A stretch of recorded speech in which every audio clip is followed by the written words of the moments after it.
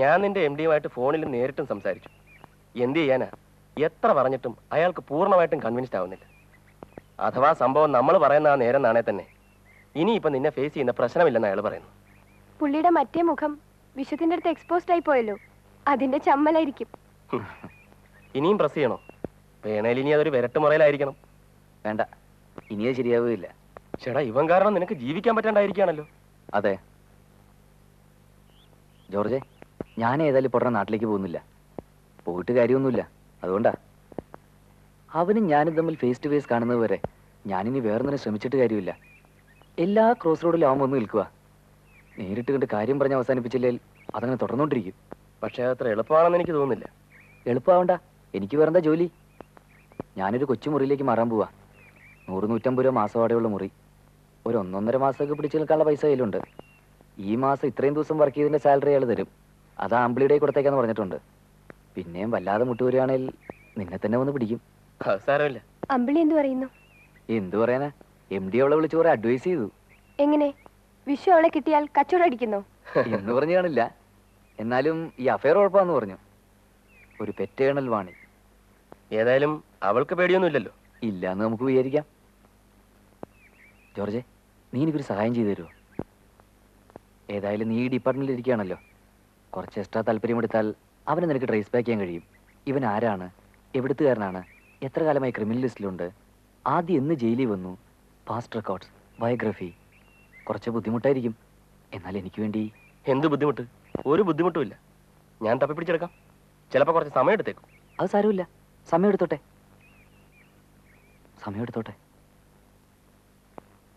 അവൻ ആദ്യം ഒരു ജയിലിൽ കിടക്കുന്നത് ഒരു 9 വർഷം മുമ്പാ.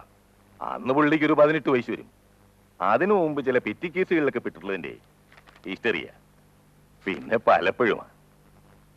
ഏറ്റവും ഒടുവിൽ വന്നു പോയിട്ട് ഇപ്പൊ 1.5 കൊല്ലമാവും. ഇവിടെ വരുമ്പോ പുള്ളിയുടെ അഡ്രസ് എന്താ?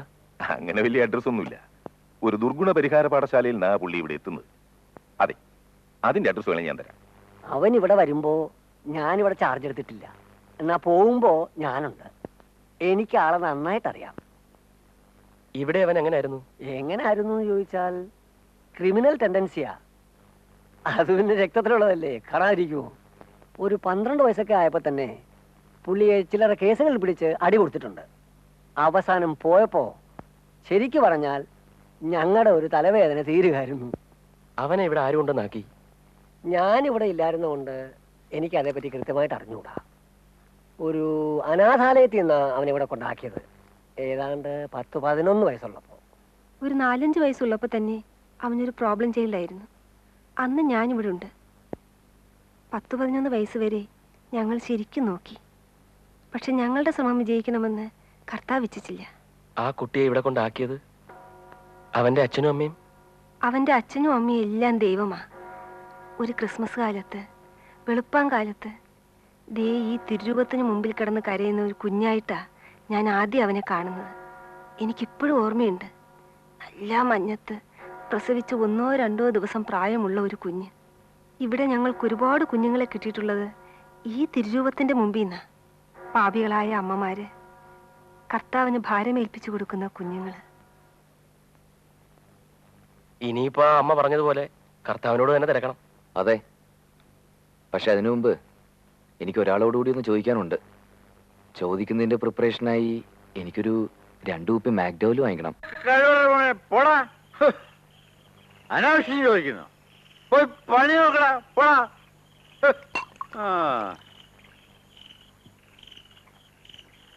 എന്നാലും ഇങ്ങനൊരു സിറ്റുവേഷനിൽ ഞാനിനി അച്ഛനോടല്ലാതെ ആരോടാ അത് പറയുക, ആരോടാ ഒന്ന് ചോദിക്കുക? അതുകൊണ്ടാ. പുള്ളിക്ക് എന്നേക്കാൾ ഒരു 2-3 വയസ്സിന്റെ മൂപ്പുണ്ട്. അല്ലായിരുന്നില്ല ഇരട്ട പറ്റാന്ന് വിചാരിക്കായിരുന്നു. ഇതിപ്പോ അവൻ ജനിക്കുമ്പോ അച്ഛന്റെ കല്യാണം കഴിഞ്ഞിട്ടില്ല. അനാവശ്യം പറയുന്നോടാ. അല്ലേ പിന്നെ നീ പാവ അമ്മയോട് ചോദിക്കേണ്ടി വരും. വേണ്ട വേണ്ട, പട്ടിണി തീട്ടം ചവിട്ടിയ മാതിരി ഇനി എല്ലായിടും മാറ്റിക്കണ്ട. എന്നാ വേണ്ട. ആ വേണ്ട. രക്തബന്ധമുണ്ടെന്നൊരു ഉറപ്പ് കിട്ടിയിരുന്നേൽ ആ വിവരം പുള്ളിയൊന്ന് അറിയിക്കായിരുന്നു. അണ്ണാ ചതിക്കരുത്, രക്ഷപ്പെട്ടോട്ടെ എന്നങ്ങ് റിക്വസ്റ്റ് ചെയ്യായിരുന്നു. അല്ലെ കൂടെ അങ്ങ് എടുത്തു എന്ന് പറയായിരുന്നു. ഇതിലും സേഫ് അതാ. അതൊന്നും വേണ്ട.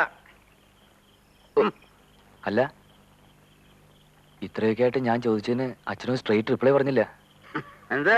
അച്ഛന്റെ മോന്റെ നിലനിൽപ്പിന്റെ പ്രശ്നമായിട്ട് അച്ഛനത് എടുക്കണം. എടാ, മനുഷ്യന്റെ നിലനിൽപ്പ് അവന്റെ നിശ്ചയത്തിലോ പിടിപാടിലോ അല്ല നിൽക്കുന്നത്. അല്ല, മനുഷ്യരാശി കോടാനുകോടി വർഷങ്ങളായി ജനനങ്ങളിലൂടെയും മരണങ്ങളിലൂടെയും കടന്നു പോകുന്നതിനിടയ്ക്ക് ഇക്കണ്ട ഗോളങ്ങളിലൊക്കെ എന്തെല്ലാം സംഭവങ്ങൾ. ഓ, കുഴഞ്ഞു. ഇങ്ങോട്ട്. ആണെന്നോ അല്ലെന്നോ പറയുന്നില്ല. പുള്ളിയുടെ സ്വഭാവം വെച്ച് നോക്കുമ്പോ പക്ഷെ പുള്ളി ഒന്നും കമ്മിറ്റ് ചെയ്യുന്നില്ല. അത് ഞാൻ നോട്ട് ചെയ്തു. വെറുതെ കള്ളടിച്ച് ഉഴപ്പ് വരുന്നെന്ന് തോന്നുന്നേ. എന്നാലും ജോലി പോയ വിവരം അച്ഛനോട് മാത്രമേ പറഞ്ഞുള്ളൂ. മറ്റുള്ളവരൊക്കെ അറിഞ്ഞാൽ ആകെ പ്രശ്നമാവും. ഒരു നല്ല എമൗണ്ടിന്റെ ചിട്ടിക്ക് ചേർന്നു. അത് കാരണം അടുത്ത മാസം തൊട്ട് കുറെ നാളത്തേക്ക് ആർക്കും ഒന്നും റെഗുലറായിട്ട് അയക്കില്ലെന്നൊരു അടിയടിച്ചു. അമ്മയ്ക്ക് ഇത് കേട്ടപ്പോ ഭയങ്കര സന്തോഷം. പാവം അമ്മ. പോരാൻ നേരത്തെ അച്ഛൻ രഹസ്യമായിട്ട് കുറച്ച് കാശ് തന്നു. വേറൊരു റെഗുലർ ഇൻകം ആവുന്നവരെ അത്യാവശ്യമാണെങ്കിൽ പറഞ്ഞാൽ സ്വല്പ സാമ്പത്തികം എത്തിക്കാന്ന് പുള്ളി ഏറ്റിട്ടുണ്ട്. ഏതായാലും ഞാൻ അവനെ കണ്ടേ മാറൂ. ഞാനും കുറച്ച് ഡാർക്ക് കളർ ഷർട്ടുകൾ വാങ്ങാൻ പോവാ. എന്നിട്ട് പുള്ളി പെരുമാറാൻ സാധ്യതയുള്ള മാളങ്ങളിലൊക്കെ പോയി നിൽക്കാൻ പോവാ. തല കൊടുത്ത് നോക്കാം, അറിയണമല്ലോ.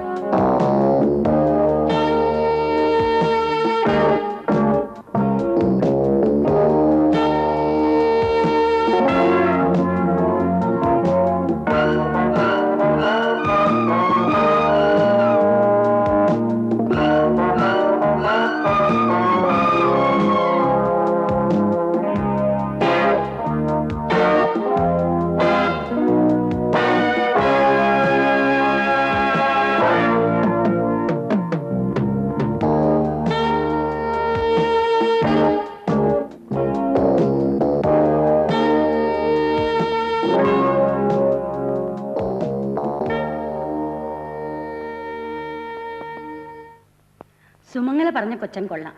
ഞാൻ ഈയിടെ ഉത്സവത്തിന് കണ്ടു. സിന്ധുവിന് നല്ല ചേർച്ച. അവൾക്കും അവന് ഭയങ്കരമായിട്ട് ഇഷ്ടമായി. നിന്റെ ചിട്ടി എന്നോടെ പിടിക്കാൻ നോക്കും എന്ന വിവരം അറിഞ്ഞിട്ട് വേണം ഇക്കാര്യത്തിൽ ഇനി എന്തെങ്കിലും മുന്നോട്ട് ആലോചിക്കാൻ. അച്ഛൻ പഴയ തണുപ്പൻ മട്ടാണ്. നിന്നെ ഇപ്പോൾ ബുദ്ധിമുട്ടിക്കണ്ട എന്നാണ് പറയുന്നത്. അത് നീ കണക്കാക്കണ്ട.